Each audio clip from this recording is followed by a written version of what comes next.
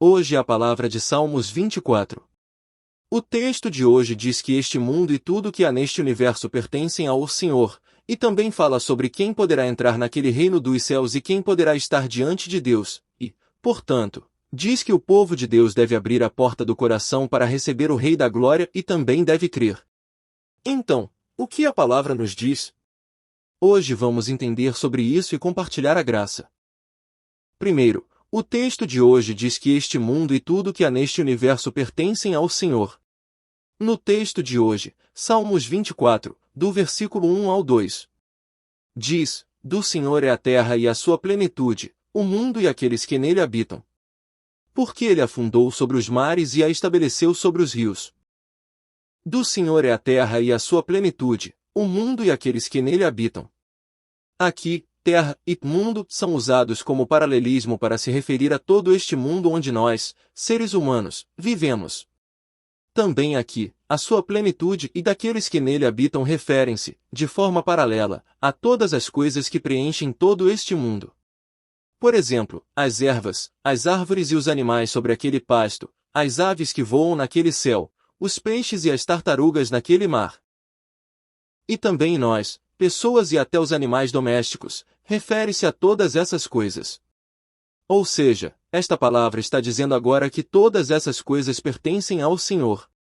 Por que é assim? Porque ele a fundou sobre os mares e a estabeleceu sobre os rios. Agora, no início desta frase, é usada a conjunção hebraica que, explicando o motivo pelo qual todas as coisas deste mundo pertencem ao Senhor. Qual é esse motivo? O motivo é que o nosso Deus estabeleceu todo este mundo e o universo sobre aqueles mares e o construiu sobre aqueles rios. O que isso significa? Em Gênesis 1, do versículo 9 ao 10. Diz: e disse Deus, ajuntem-se as águas debaixo dos céus num lugar, e apareça a porção seca, e assim foi.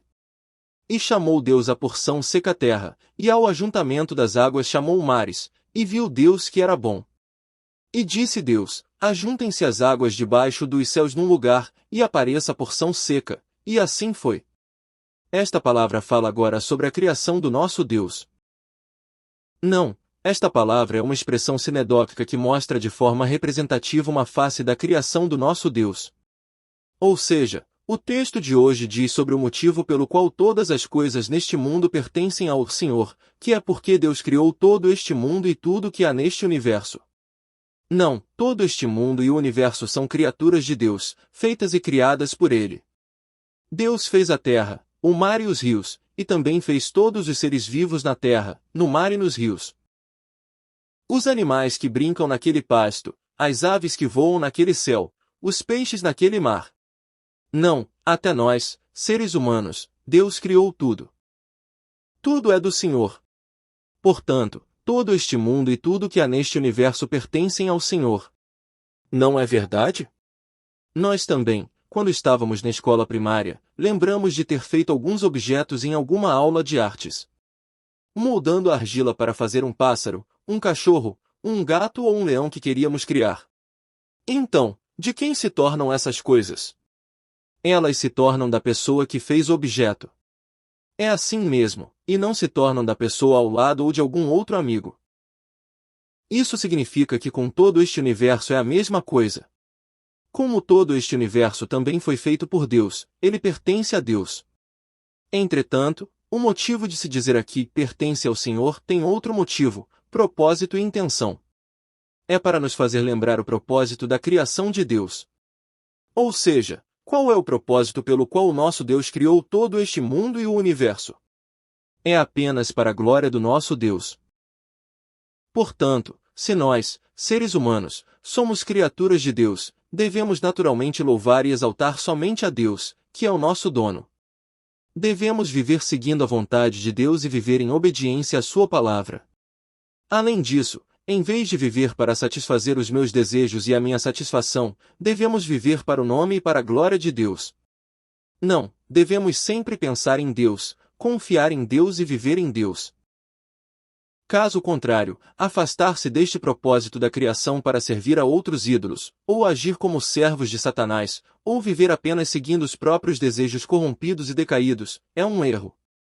Mas todo este mundo e o universo se afastaram do propósito da criação de Deus e acabaram por se corromper e decair. Como resultado, todo este mundo e o universo estão servindo à corrupção, e todos estão caminhando para aquele julgamento eterno, para aquela perdição eterna. Não, todos nós, seres humanos, somos tão corrompidos e decaídos que ninguém pode se aproximar de Deus, nem sequer pode estar diante de Ele. É exatamente este o significado contido no que é dito aqui, é do Senhor. Em segundo lugar, o texto de hoje fala sobre quem poderá entrar naquele reino dos céus e quem poderá estar diante de Deus. No texto de hoje, Salmos 24, do versículo 3 ao 4. Diz: Quem subirá ao monte do Senhor, ou quem estará no seu lugar santo? Aquele que é limpo de mãos e puro de coração, que não entrega a sua alma à vaidade, nem jura enganosamente. Quem subirá ao monte do Senhor, ou quem estará no seu lugar santo? Aqui, este monte do Senhor e o lugar santo são usados de forma paralela e, primariamente, referem-se àquele monte santo do templo onde está a habitação da presença de Deus, ou seja, Jerusalém, mas, ultimamente, referem-se àquele reino dos céus ou a Deus. Claro, pode-se dizer que esta é uma expressão poética, mas, por outro lado, mostra a atmosfera religiosa daquela época. Ou seja, podemos ver que o povo de Israel daquela época, em vez de mencionar a Senhor diretamente para se referir ao nosso Deus, costumava usar expressões indiretas através de um discurso eufêmico para manifestar sua existência. Este era também um método para evitar pronunciar o nome de Deus em vão e para demonstrar um coração que teme reverência a Deus um pouco mais. Ou seja, esta palavra agora está próxima de um lamento e um gemido que diz: de fato, quem poderá entrar naquele reino dos céus e quem poderá estar diante de Deus? Em outras palavras, nós, seres humanos, somos tão corrompidos e decaídos que ninguém pode entrar naquele reino dos céus, nem sequer pode estar diante de Deus. Se for assim, quem poderá entrar naquele reino dos céus e também estar diante de Deus? Aquele que é limpo de mãos. Primeiro, todos os mandamentos da lei que aparecem abaixo são expressões sinedóquicas que representam todos os mandamentos da lei de Deus. Aqui, estas mãos também são uma expressão sinedóquica que representa as palavras, as ações e toda a vida do ser humano.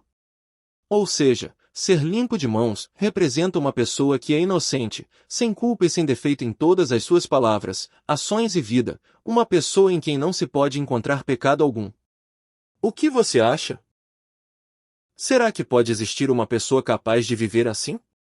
Será que pode existir uma pessoa que seja inocente, sem culpa e sem defeito em todas as suas palavras, ações e vida, em quem não se pode encontrar pecado algum? Provavelmente, não haverá ninguém que consiga viver assim. Porque o ser humano é tão corrompido e decaído que qualquer um é um ser que não tem outra escolha senão viver cometendo todo tipo de pecado. Portanto, se apenas uma pessoa assim, sem culpa, sem defeito e limpa, puder entrar naquele reino dos céus e também estar diante de Deus, provavelmente não haverá ninguém assim neste mundo. Puro de coração. Aqui, este puro de coração também se refere a uma pessoa que é pura até mesmo em seu coração, limpa, que não tem pecado algum. Ou seja, uma pessoa que não sabe odiar os outros nem um pouco, que não sabe ter inveja ou ciúme nem um pouco, que também não briga, que não tem nenhuma ganância, que se lhe pedirem para ir 5 milhas caminha 10 milhas, que se lhe pedirem a capa dá também a túnica, não, uma pessoa que ama até o seu inimigo como a sua própria vida. O que você acha? Será que pode existir uma pessoa capaz de viver assim? Será que pode existir uma pessoa que não saiba odiar os outros nem um pouco, que não saiba ter inveja ou ciúme nem um pouco, que também não briga, que não tenha nenhuma ganância, e que se lhe pedirem para ir 5 milhas caminha 10 milhas, e se lhe pedirem a capa dá também a túnica? Provavelmente, não haverá ninguém assim. Portanto, se apenas uma pessoa que é pura e limpa até mesmo em seu coração, que não tem pecado algum, puder entrar naquele reino dos céus e também estar diante de Deus, não haverá ninguém que não entrega a sua alma à vaidade. Aqui, a palavra vontade, traduzida como alma em algumas versões, é nefesh em hebraico, que se refere à alma do ser humano e, por outro lado, representa as emoções, os anseios, o amor, a alegria, a vontade, etc., dessa alma. Ou seja, aqui, não entregar a sua alma à vaidade, refere-se fundamentalmente a não entregar a sua alma ao serviço de ídolos, indo mais além, pode-se dizer que é não colocar os seus anseios, desejos, alegrias ou vontade nas coisas deste mundo. Por exemplo, amar e confiar no meu filho, no meu marido ou nos meus pais mais do que em Deus é entregar a minha vontade e a minha alma à vaidade. Também amar e se alegrar com o dinheiro, com a honra, com a popularidade ou com qualquer coisa deste mundo mais do que com Deus é entregar não apenas a minha alma, mas também os anseios, desejos, alegrias ou vontade da minha alma à vaidade. Porque agir dessa forma, de certa forma, é o mesmo que servir a outro ídolo. De qualquer modo, aqui também, não haverá ninguém neste mundo capaz de viver sem entregar a sua vontade à vaidade dessa forma. Nem jura enganosamente. Veja aqui, está aparecendo a expressão jura. O que é este juramento? Podemos ver que o povo de Israel da época do Antigo Testamento costumava fazer esta promessa de juramento quando estabelecia algum pacto com as tribos vizinhas. Esta é uma promessa feita empenhando o nome do Deus que eles servem. Ou seja, é uma confissão de que eles são adoradores desse Deus, e se caso quebrarem aquela promessa, é uma promessa onde empenham a própria vida, aceitando receber qualquer castigo daquele Deus que servem. Portanto, a pessoa que faz um juramento falso, ou seja, a pessoa que quebra e rompe facilmente a promessa que fez, pode ser considerada alguém que nega o Deus que ela mesma serve, e que o ignora e despreza profundamente. Por isso, na lei de Moisés, o jurar falsamente é estritamente proibido. Caso contrário, a qualquer momento, qualquer que seja a promessa, uma vez feito o juramento, deve-se cumpri-lo obrigatoriamente, empenhando a vida. Mas como somos nós, seres humanos? Podemos ver que nem sempre cumprimos as palavras ou promessas que fizemos, sendo de um jeito de manhã e de outro à noite. Em alguns momentos, nem sequer lembramos das palavras do juramento que fizemos. Bem, o que você acha? O texto de hoje diz que somente pessoas assim, de quem falamos até agora, poderão entrar naquele reino dos céus e também estar diante de Deus.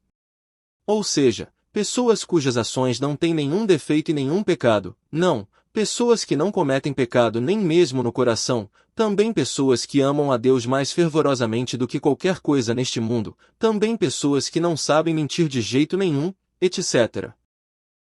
Diz que somente tais pessoas poderão entrar naquele reino dos céus e também estar diante de Deus. Bem, então, quantas pessoas capazes de viver assim poderiam existir? Provavelmente, no meu pensamento, creio que não haveria nenhuma única pessoa neste mundo capaz de viver assim. Ou seja, qualquer ser humano é alguém que não pode entrar naquele reino dos céus nem estar diante de Deus, e é um ser que não tem escolha senão morrer eternamente. Então, por que Davi está falando dessa forma aqui? Como se ao cumprir todas essas leis, fosse possível entrar naquele reino dos céus e estar diante de Deus. Isso é pelo mesmo motivo que o nosso Deus deu a lei a Moisés. Então, qual é o motivo pelo qual Deus deu a lei a Moisés? Também em Romanos 3:20. Diz, por isso nenhuma carne será justificada diante dele pelas obras da lei, porque pela lei vem o conhecimento do pecado. Porque pela lei vem o conhecimento do pecado. Diz que a lei não foi dada para salvar o ser humano, mas foi dada para que se reconheça o pecado. Ou seja, o motivo pelo qual Deus deu a lei a Moisés foi para que o povo de Israel reconhecesse o pecado e percebesse que, por causa desse pecado, não teriam escolha senão morrer eternamente, para que, finalmente, ao crerem no mérito do sangue do Messias que Deus envia, fossem justificados gratuitamente e se tornassem povo de Deus para poderem estar diante dele, não, para que pudessem entrar naquele reino dos céus. Não, a Bíblia sempre fala sobre isso, desta mesma maneira. A Bíblia proclama do início ao fim que o ser humano é um ser que, por causa do pecado, recebe o julgamento eterno e não tem escolha senão morrer eternamente. Portanto, para ser salvo desse desespero e dessa ruína, deve-se aceitar e crer no mérito do sangue do Messias que Deus envia. Isso é o mesmo para Davi. O que Davi deseja dizer através do texto de hoje é exatamente a mesma coisa. Não é nem um pouco diferente. O ser humano deve saber e perceber, através da lei de Deus, o quão corrompido e decaído ele é. Também, percebendo que todos nós estamos mergulhados nessa perdição eterna por causa de tais pecados, devemos aceitar e crer no Messias enviado por Deus, no mérito daquele sangue. E somente tal pessoa será chamada de justa gratuitamente diante de Deus, tornar-se-á povo de Deus e poderá entrar naquele reino dos céus e estar diante de Deus. Também no texto de hoje, Salmos 24, do versículo 5 ao 6. Diz: Este receberá a bênção do Senhor e a justiça do Deus da sua salvação. Esta é a geração daqueles que buscam a tua face, ó Deus de Jacó. Selá.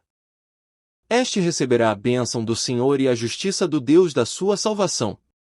Aqui, esta pessoa referida como este é aquela que conhece a sua falta e insuficiência, e percebe o que é o pecado através desta lei, e percebe que está destinada a morrer eternamente por causa desses pecados, e crê no mérito do sangue do Messias que Deus envia. Também aqui, justiça refere-se à justiça de Deus que é concedida àqueles que creem no mérito do sangue do Filho unigênito. Ou seja, podemos ver que Deus remove todos os pecados de todo aquele que crê no mérito do sangue do Filho unigênito e o declara justo gratuitamente, e é a isso que se refere. Ou seja, esta palavra significa agora que aquele que percebe através desta lei que é um ser destinado a morrer eternamente crê no mérito do sangue do Filho unigênito Messias enviado por Deus, terá todos os seus pecados removidos e será declarado justo gratuitamente. Não, diz que somente tal pessoa, ao receber a bênção de Deus, poderá estar diante dele e entrar naquele reino dos céus. Esta é a geração daqueles que buscam a tua face, ó Deus de Jacó. Selá. Aqui, o pronome demonstrativo esta refere-se àqueles de quem se falou na primeira parte da frase. Aqueles que perceberam que são pecadores destinados a morrer eternamente por causa do pecado e foram declarados justos por Deus ao crerem no mérito do sangue do Filho unigênito. Também aqui, geração daqueles que buscam significa um grupo que tem a mesma orientação espiritual, que busca ao Senhor, ou seja, que busca Jesus, o Messias enviado por Deus, após perceber que não pode obter a salvação através das obras da lei. Não, refere-se a um grupo especial que recebeu a bênção de Deus, onde o próprio ato de buscar a Jesus, o Messias enviado por Deus, torna-se o seu status e identidade. Também aqui, Deus de Jacó nos faz lembrar do Deus que prometeu abençoar Jacó no val de Jaboque. Naquele momento, podemos ver que Deus prometeu tornar todas as pessoas pertencentes a Jacó seu povo e tornar-se o Deus deles para os abençoar. Também aqui, aqueles que buscam a face do Deus de Jacó é usado de forma paralela com a geração daqueles que buscam o mencionado anteriormente, referindo-se àqueles que percebem que são pecadores destinados a morrer eternamente por causa do pecado e, em meio a esse desespero, buscam e procuram a graça do Deus que prometeu abençoar Jacó. Em outras palavras, nós, povo de Deus salvos pela fé no mérito do sangue do Filho unigênito, somos pessoas abençoadas que participaram da aliança que Deus deu a Jacó. Em outras palavras, a pessoa que percebe através da lei que é um pecador destinado a morrer eternamente por causa do pecado e é salva pela fé no mérito do sangue do Filho unigênito é verdadeiramente abençoada. Não, diz que somente tal pessoa poderá, pela graça de Deus, aproximar-se dele, estar diante dele e entrar naquele reino dos céus. Por último, o texto de hoje diz que, portanto, nós, povo de Deus, devemos abrir a porta do coração para receber o Rei da Glória e também devemos crer. No texto de hoje, Salmos 24, do versículo 7 ao 10. Diz: Levantai, ó portas, as vossas cabeças, levantai-vos, ó entradas eternas, e entrará o Rei da Glória. Quem é este Rei da Glória? O Senhor forte e poderoso, o Senhor poderoso na guerra. Levantai, ó portas, as vossas cabeças, levantai-vos, ó entradas eternas, e entrará o Rei da Glória. Quem é este Rei da Glória? O Senhor dos Exércitos, ele é o Rei da Glória. Selá. Levantai, ó portas, as vossas cabeças, levantai-vos, ó entradas eternas. Aqui, esta porta não se refere à porta daquele templo, mas refere-se à porta do coração de nós, seres humanos. Além disso, esta é uma expressão sinedóquica que representa todo ser humano, mas aqui ela é personificada como se fosse uma pessoa. Então, por que é expressa como entradas eternas? Isso é para designar especificamente o nosso povo de Deus entre tantas pessoas, significando que o nosso povo de Deus é um ser que vive eternamente. Portanto, o nosso povo de Deus deve naturalmente abrir a porta do coração para receber e crer em Jesus, o Messias, que vem a esta terra. É por isso? Jesus diz em Apocalipse 3:20. Eis que estou à porta, e bato, se alguém ouvir a minha voz, e abrir a porta, entrarei em sua casa, e com ele cearei, e ele comigo. Eis que estou à porta, e bato, se alguém ouvir a minha voz, e abrir a porta, entrarei em sua casa. Esta palavra é uma palavra que Jesus deu ao aparecer ao seu discípulo João naquela ilha de Patmos, por volta do ano 90 depois de Cristo. Após ter morrido na cruz derramando seu sangue e ressuscitado com um corpo espiritual ao terceiro dia após o sepultamento e subido aos céus, e após terem se passado décadas desde então. Esta palavra também diz que a nossa vida deve abrir a porta do coração e receber o Messias que veio a esta terra, o nosso Jesus, estar com ele, ter comunhão, e também louvá-lo e exaltá-lo. Diz que não é pelo fato de apenas vir à igreja e prestar culto que se pode ser salvo. Diz também que não é pelo fato de vir à igreja e fazer trabalho voluntário, entregar ofertas e fazer orações que se recebe a salvação. Então, o que se deve fazer? Primeiro, devemos abrir a porta do nosso coração e receber o Messias que veio a esta terra, o nosso Jesus, estar com ele, ter comunhão, e também louvá-lo e exaltá-lo. Então, diz que o nosso Jesus entrará naquela pessoa e fará dela o seu templo, estará com ela, a protegerá e a guiará para aquele reino dos céus. Bem, então agora, voltemos ao texto de hoje. Portanto, o nosso povo de Deus deve abrir a porta do coração e receber aquele Messias, o Rei da Glória, e também deve crer. Ou seja, deve-se obrigatoriamente acolher e crer no Messias, o Rei da Glória, que Deus envia a esta terra para nos salvar.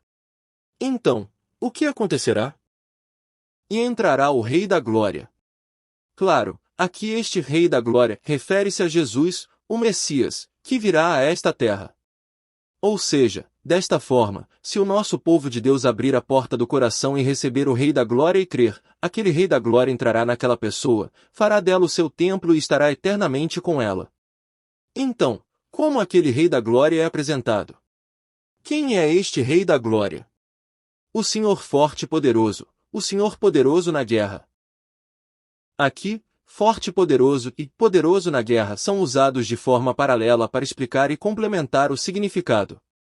Primeiro, aqui forte e poderoso significa que aquele Messias Jesus é poderoso e capaz em nos salvar. Também aqui, poderoso na guerra significa que aquele Messias Jesus é capaz e poderoso também na guerra contra Satanás. Na verdade, podemos confirmar que Jesus, ao morrer na cruz derramando seu sangue, esmagou todo o poder de Satanás, destruiu suas fortalezas e desarmou todo o seu exército. Em Colossenses 2:15, diz, e, despojando os principados e potestades, os expôs publicamente deles, triunfou na mesma cruz. E, despojando os principados e potestades, os expôs publicamente deles, triunfou na mesma cruz. A Bíblia na tradução ecumênica, ou similar, traduz assim: pela cruz, ele capturou os anjos dos poderes e das forças, desarmou-os, fez deles um espetáculo público e os levou em um desfile de vitória. Ou seja, ao morrer na cruz derramando seu sangue, Jesus removeu todos os pecados de todo aquele que crer nisso e, utilizando a lei de que o salário do pecado é a morte, esmagou o poder de Satanás que reinava sobre nós seres humanos e destruiu suas fortalezas.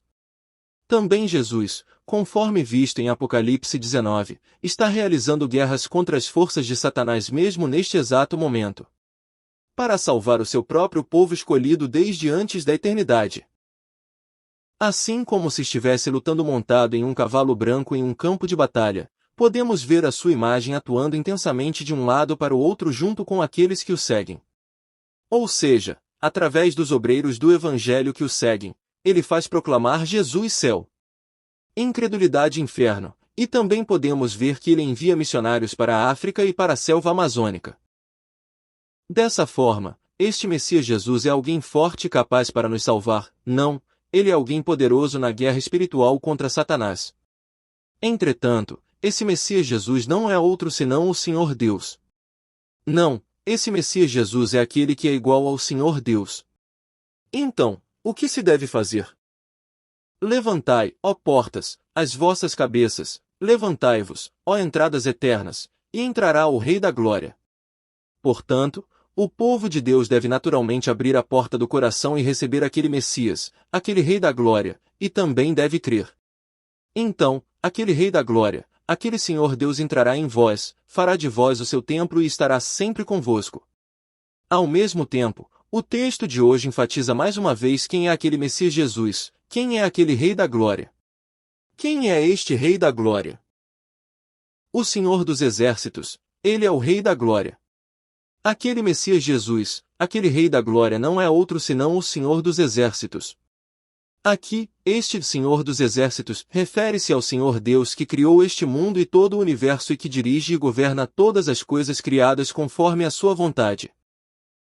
Mas isso significa que ele não governa de qualquer jeito, mas que ele é o Deus que dirige e governa tudo conforme a sua vontade de forma ordenada, perfeita, sem o menor desvio, como se estivesse comandando um exército. Exatamente por isso, o plano de salvação deste Senhor Deus será cumprido de forma totalmente perfeita, sem um único erro. Não, aquele Messias Jesus é o Senhor Deus que é forte e capaz para salvar, não, ele é poderoso na guerra contra Satanás. É exatamente ele quem é o Messias Jesus que vem a esta terra para nos salvar, e ele é o Rei da Glória. Ó portas, levantai as vossas cabeças. Deus. Obrigado. Agradeço. Eu te amo. Agradeço por ter enviado aquele Messias, Rei da Glória, para nos salvar. Que possamos receber, aceitar e crer naquele Messias, Rei da Glória, Senhor Deus, para que nos tornemos aqueles que entram naquele reino dos céus e que estão diante de Deus, conceda-nos a sua bênção. Oro e abençoo em nome de Jesus. Amém.